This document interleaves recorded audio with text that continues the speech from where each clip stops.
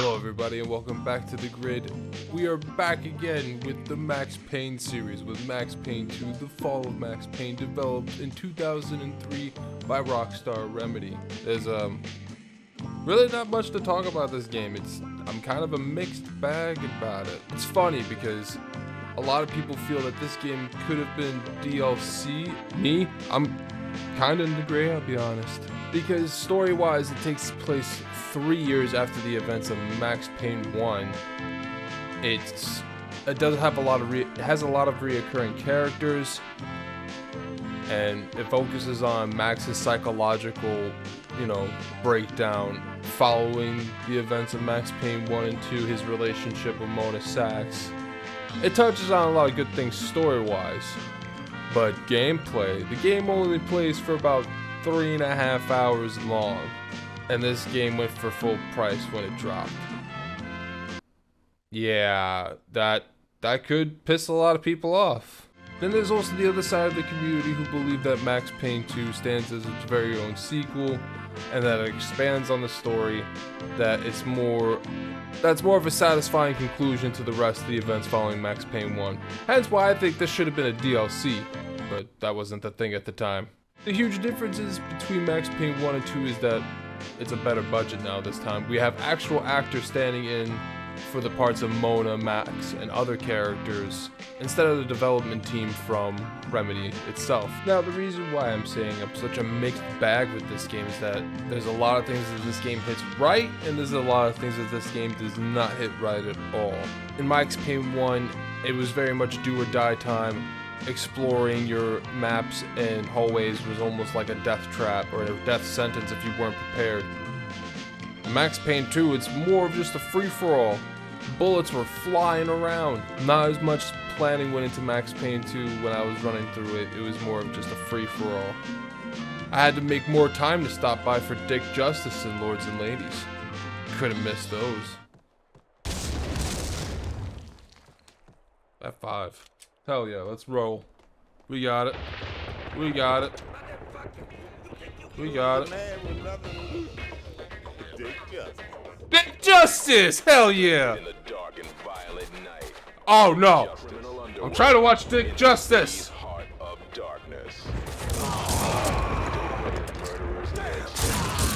You will not get in the way of Dick Justice.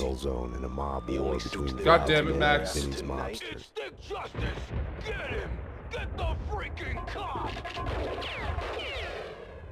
Your trial will be held at the city morgue.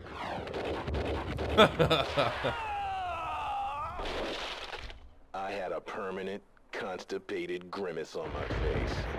I was revenge personified. Now, I did hear that there is a remaster of this game, and I thought about giving it a shot, but I wanted to finish this whole Max Payne thing before I wanted to do anything else. I'm actually taking a break from shooters. Doing my best, at least. But we're moving on, because the next game is quite a doozy. But you know what? I give Max Payne 2 The Fall of Max Payne. Honestly, I give it a solid, 6.5, 7. But seriously, 3 hours of gameplay for full price?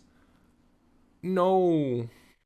Max Payne 3 kinda took everything that was good about the first two that threw it out the fucking window. Like a champ. In May 2012, we got Max Payne 3. Now, Remedy was offered the opportunity to continue and conclude Max Payne 3, but they wanted to sell it off to Rockstar, ending their relationship with Max on their own terms. Not a bad, noble move, but except I think Rockstar would take it and turn it into this completely different product than what we were promised. But Remedy also had, was able to give creative feedback back to Rockstar about how the game should play out. And again, I'm a mixed bag. Despite my previous comment, I'm still a mixed bag about it. There's certain things that this game gets right, and again, certain things that this game gets really wrong. The way that I can break this down is that I love the story.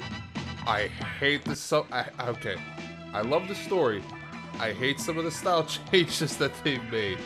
Some of them were kind of bad. Like the flashy editing sequences trying to replace that cold noir style of storytelling, and it wasn't great. It was too warm for the tone that Max sets for the story. It didn't sit well with his character at all. I sat for 3 minutes and I already didn't like it. 3 minutes in. Celebrities, rich parasites with delusions of humanity. The kind of people who end up in glossy magazines or body bags, depending on how their luck runs. So where are they all? I don't like this style. Over there talking to that guy. Yeah, I don't know him. I didn't like any of that. While I played through the game though, there were some style choices that I actually did like. Remedy wanted to tell the story that Max was in an uncomfortable place, in an uncomfortable situation, doing uncomfortable habits. It takes place 8 years after the events of Max Payne 2, so he's still recovering from all of that, and the death of his wife still, just finding himself at the bottom of a bottle every night, retired, depressed, and desperate. Until one day, like in all noir stories, trouble comes and finds him. Ends up killing some bigwig son, and has to run away to Brazil with a friend that he met in the academy. I love it so far. It fits it. Just like, okay, we're just rolling with it. But the game starts out with Max already doing bodyguard work for a very wealthy family in Brazil in São Paulo called the Bronco family. Max is kind of shitty at his job, I'm not gonna lie to you. Then again, he is like doing the occasional, you know, Vicodin Jack Daniels protein drink. Kind of makes it hard to do your job and shoot well when you're that intoxicated. When I first started playing this game, it looked great and it played fine as far as me trying to get used to the new way of playing the game, because it implements a cover system, and that wasn't really a thing in Max Payne 1 and 2. It was more of just like, again, a tempo, dodging your time with the volley of your opponent's shooting. It was more about just gun fu. But a person like me, whenever I'm in the gray, I always try to just explain to people my likes and dislikes and my overall feeling. What I don't like about this game is that it doesn't have the entire roster of weapons that Max has usually carried throughout his entire adventures. And I get that this is supposed to be more of a realistic take of the story. I understand that. But limiting yourself to 3 weapons at a time, not fun. Really not fun at all. It kind of hinders you in what you could use as far as range and power, especially when your fucking enemies are half the time running around in fucking body armor, because good chunk of the game, everybody's fucking paramilitary. Which means 3/4 of the game, you're shooting at fucking bullet sponges.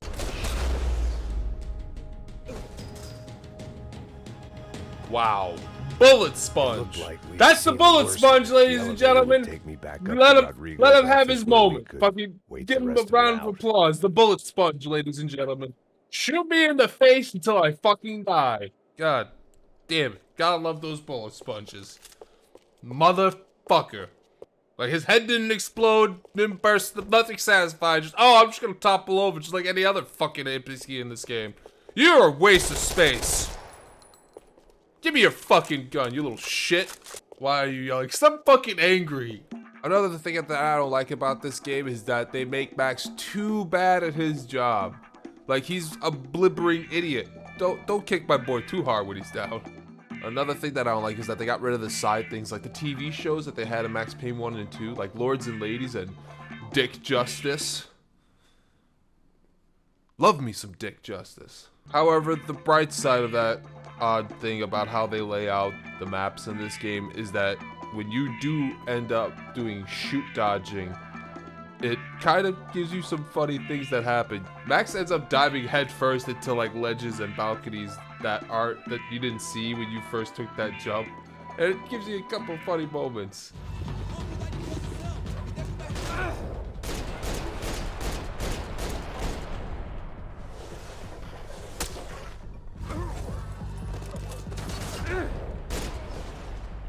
Uh-oh.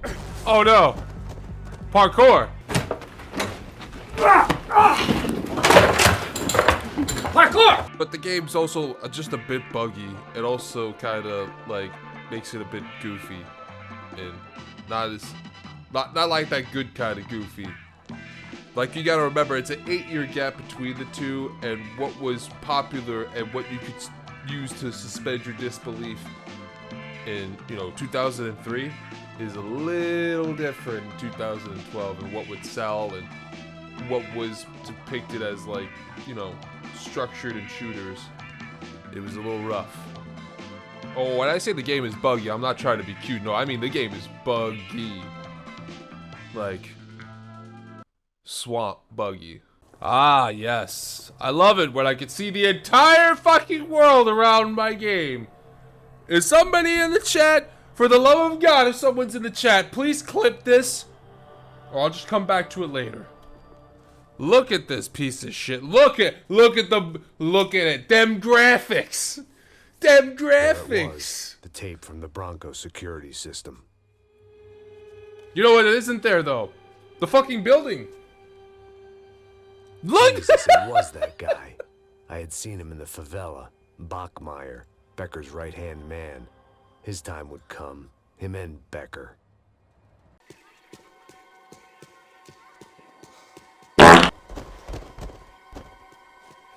Oh, okay. Max just decided to, like, shit his pants for a second. Moving on.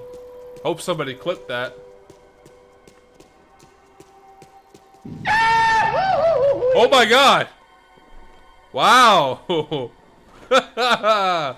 Woo! Alright. 10 out of 10. Well done. But I think I should stop tearing this game up and start getting to the things that I actually do like about this game. I like this story a lot. Putting Max in this very culture shock, claustrophobic mindset. Like, the game doesn't even give you subtitles where people are talking to Max in cutscenes. Like, they don't give you anything. And even you're just like, what? What the hell's going on? So you're just as confused and just as frustrated as he is. It's a good way to get them to relate to Max and his environment. Because when you are in another country, living by somebody else's rules, it is very tough to get over that culture shock. It almost makes you a little anxious to get outside. The music is very hit or miss, I'll be honest. I like a game with a good soundtrack, and some of it's good and some of it's very hit or miss. When they hit those emotional moments for Max, that's where the music is usually at its best for me, in my opinion. As far as the shooting segments, I mean, the music was never really great for any Max Payne shooting game. In my opinion, it's very over-the-top music. It suits the tone of the games, but in this, it's a little different. The tone's kind of wishy-washy with me. It hits right when it does, and then it just doesn't at all. And it leaves you disappointed. The writing is still good. I'm actually still satisfied with the writing in this game. Monologues in Max Payne have always been good, and these are just as good as the other ones. So I guess I'd become what they wanted me to be. A killer. Some rent-a-clown with a gun who puts holes in other bad guys. Well, that's what they had paid for, so in the end, that's what they got. Ooh. Say what you want about Americans, but we understand capitalism. You buy yourself a product and you get what you pay for. And these chumps had paid for some angry gringo without the sensibilities to know right from wrong. Here I was, about to execute this poor bastard like some dime store angel of death. And I realized they were correct. I wouldn't know right from wrong if one of them was helping the poor and the other was banging my sister. No, I tried really hard to like this different rendition of one of my favorite shooters, but at the end of the day, it can't sell me. This game only made $440,000, I think it was. $440K, I believe, on their debut month. It's considered a flop. But there are people out there that do love this game and they appreciate it. For me, it's like I said, I'm a mixed bag. So I give it like, let's see, I give Max Payne 3 a 7. 7 out of 10. it's good. I'll say it's good. I won't say it's anything it's very hit or miss for me. Like, I can enjoy it, but I'm not gonna go like, yo, bro, Max Payne 3, my dude, you gotta play this, bro. This is the best game ever, best shooter. You're gonna love it. I'm telling you. But yeah, I decided to do 2 and 3 together because 2 only took 3 hours to play, and there was not much to talk about, and 3 had a huge thing around it, so I just figured I'd squeeze 2 in there as well. More content's coming, guys. Don't worry. We're getting there. Work's been crazy. But life is crazy and life is strange. So until then, my friends, stay sharp.